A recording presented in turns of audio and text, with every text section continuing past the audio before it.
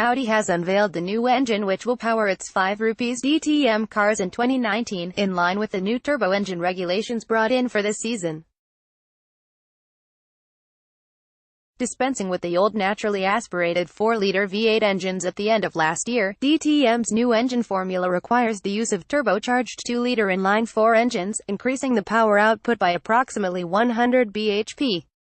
The new internal combustion engine produced by Audi now generates in excess of 610 bhp, weighing approximately 85 kilograms, almost half as much as the previous generation of engines.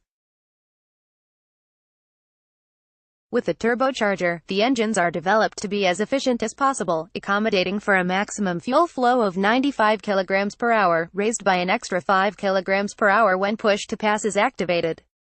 It's based on the principle of extracting maximum power output from the available amount of fuel, said Ulrich Boretsky, the head of engine development, with high compression and very good efficiency, in production as well as in motorsport. In the DTM, the amount of fuel flowing to the engine is limited to 95 kilograms per hour.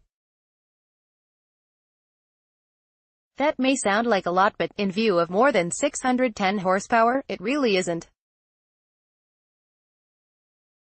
An increase in vehicle performance can only be achieved through efficiency. The more efficient the engine is, the less fuel and thus weight has to be lugged around. Audi's initial engine concept stems from as far back as 2008, having looked at basic concepts when the FIA's global race engine was first mooted, before development increased in 2014 when plans to intertwine both DTM and Super GT were first considered.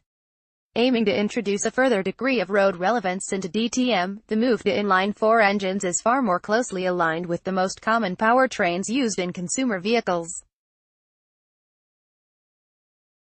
Most of Audi, and its sister manufacturers operating within the Volkswagen Group, products are equipped with 4-cylinder engines, ensuring a greater incentive for development within the category, aided by the DTM's use of regular pump fuel. Obviously, our colleagues in production have a few requirements that differ from ours, Boretsky continued. But efficiency also plays a major part there, just like weight does. With a weight of 85 kilograms, the DTM engine is very light, a lot lighter than a production engine.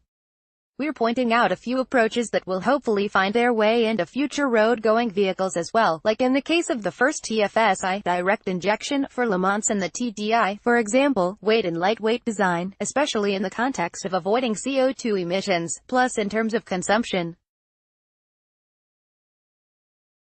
The specific consumption of the DTM engine is extremely low and now within ranges that used to be typical four-cylinder engines. DTM engines are required to last an entire season, and Audi's new engine has been designed to cover up to 6,000 kilometers.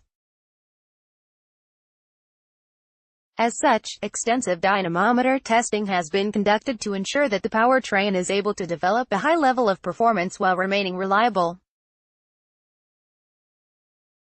I think that we're in a range of some 1,000 hours, said head of powertrain development Stefan Dreyer. Every engine subsequently runs on the dynamometer for another 2 to 3 hours before being installed in the car for racing. We run a break-in program, a performance check and various functional checks. A DTM engine has to last for a full season.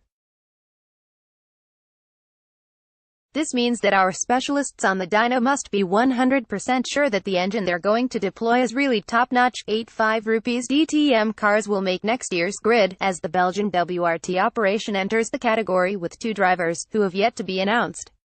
Share this article on Facebook, Twitter,